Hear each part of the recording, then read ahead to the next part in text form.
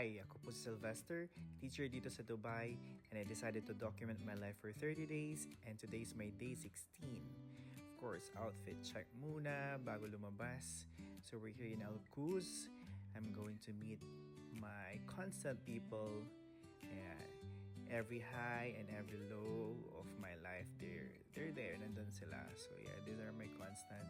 And it's our first time here in barbecue actually, so it's kind of nice place, and the food was so delicious. Like masarap talaga siya, super. Like 10 of 10, 10 out of 10. Kung i-rate ko yung food nila, the best. I think we're gonna come back here for sure.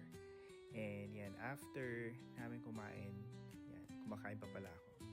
And that's cornbread, the best yung cornbread. Then yung mga bata, chikiting, cutie, Anya and Lara. So they're playing while adults are talking about life, about ministry, about our seasons right now, you know. Siyempre, magmamatcha muna ako. I'm gonna drink my matcha latte here in All Circle Avenue. So yeah.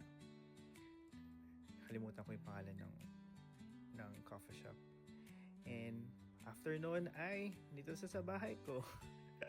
That's so sponty, and dinner time. And till the next one.